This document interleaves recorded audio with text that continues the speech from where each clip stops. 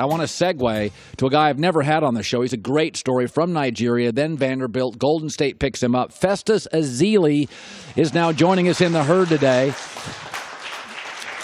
4 NBA years, traded to Portland. So, it's interesting. When I was saying this to start the show today, I watched Kevin Durant, and Kevin Durant seems really happy. And Kevin Durant comes off the bench, and he's high-fiving Steph Curry, and I'm like, there's a culture in the Bay Area that it's like nobody's insecure. You could go up to a teammate, bark at him in front of people. Is it as it appears on TV? Is it like that in the room? So, one of the biggest things that I get asked all the time is how I feel about Kevin Durant coming to Golden State. Right. And there's two things, right? So how do I feel about it? Well, as a competitor, as a basketball guy, it's hard for you to see somebody else who, if you're beaten by a team, it's hard for you to say, well, I'm going there. Right. Right? As a competitor, you don't respect that. Right. But I do say that if there's any team to go to and to do that with, it is Golden State. Because forget about basketball, right? Being in that team, being in that locker room, they are the best group of guys that you would want to play basketball with. So that is the part that I don't blame him. I don't blame him for wanting to go to Golden State. I don't blame him for wanting to play with those guys because you have fun playing basketball.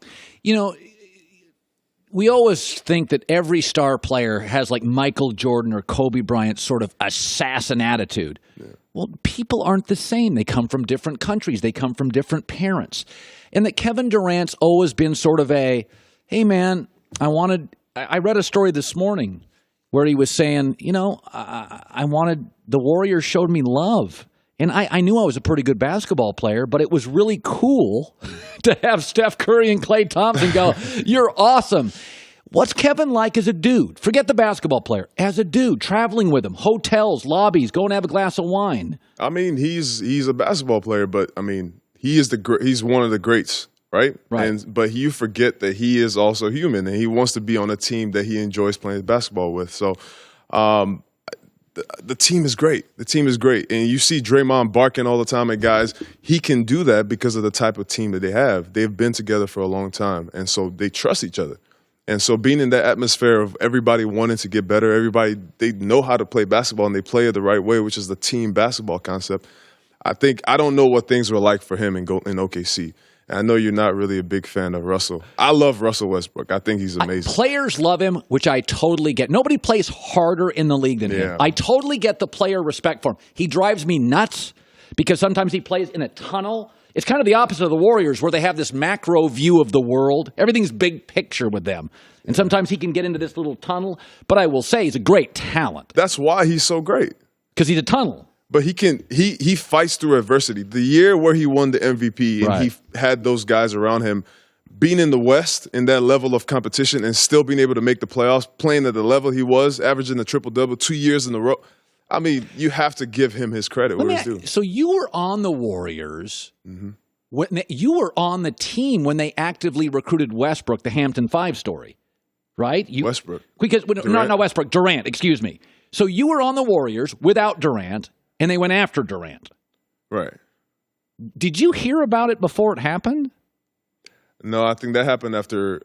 Did it? Because you had just left? Yeah. Okay, I was going to say, because you were right on the precipice of that. Yeah, right. I left, I signed with Portland. Yes, and then it happened after that. Okay, it was the same offseason. Okay, so the Warriors are really good in the third quarter. I was reading a story in the New York Times this morning where they're like legendary in the third quarter. So most teams go in halftime. And I guess, you get your Gatorade, you do whatever. What is halftime like for Golden State? What are those locker room dynamics like for them? There's a lot of talking. Even people that you don't see being very vocal during the game, you see them talking at halftime. You see Andre Iguodala being very vocal. You see Steph talking. I think they have a lot of guys who know how to play basketball, right? And that's a very weird thing to say because we're NBA players. But they know how to fill the game out. And so having the coaching staff like Golden State does, Steve Kerr, Ron Adams, they know how to play that offense and defense very well. And so after the first half, they kind of feel it out. Okay, this is what's working. This is what we need to adjust. And so they bring those adjustments to halftime. Guys, this is what we need to do. And they've been playing in this system for so long, Golden State has and all those guys have, that they know what needs to be adjusted. And so when Coach Kerr tells them, hey, this is what we need to do, they take that as, oh, this is how we're going to win, right? So they make the adjustment on the fly. It's trust, yeah. When Kerr was telling Kevin Durant that story during the Houston series, when he took him aside and he tells the Michael Jordan story, and, we can watch that and think it's kind of corny or whatever, but does Kerr do that a lot? I think he's a great manager of people. Okay. I think with a team as talented as Golden State is, he does a very good job of making people understand their roles, right? So we are looking at JaVale McGee, right? Game 1.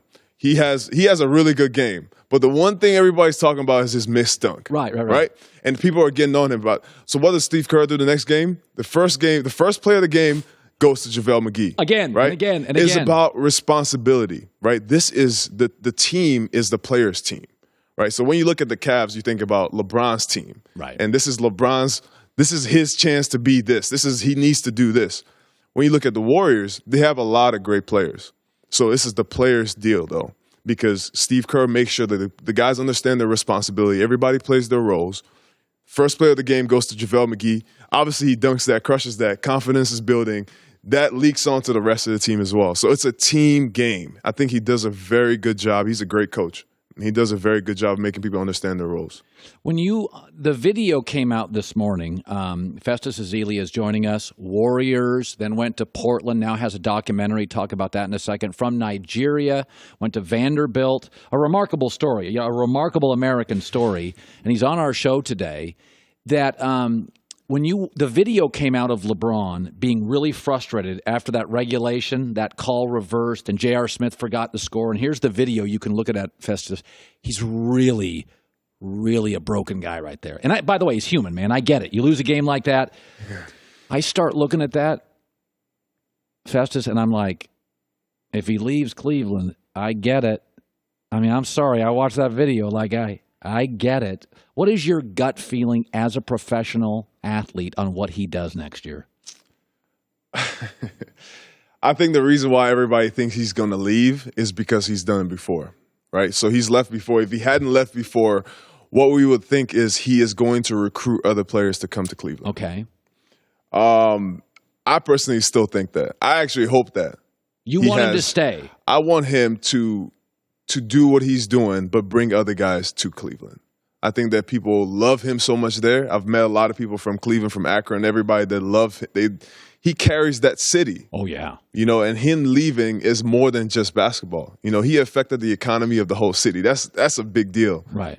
But at the end of the day, he's going to do what's best for him and his family. Right, he's going to do what's best for him and his legacy. And the fact that you guys keep comparing him to MJ doesn't help at all because he's chasing rings. It's like, the main argument is, well, MJ has 6 rings. And I don't understand that whole argument because to me, especially somebody who, I think my basketball knowledge got matured late, right? And so being an NBA player, playing in the NBA at this point in my life and seeing what he's doing, I went to 2 finals back-to-back.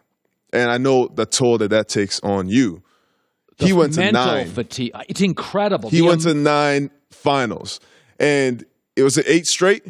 This is 8 straight. Yeah, this is 8. I mean, the level of what he's doing right now is unbelievable. And just the level he's playing at right now. So I think that, I just want to see him continue that. I know it's, Father Time is undefeated, right? But I want to see him do this in Cleveland. Hi, everybody. Thanks for watching. Subscribe here to get the latest from the show. Also, be sure to check out more of the best clips from The Herd or go watch a few segments from other shows on FS1.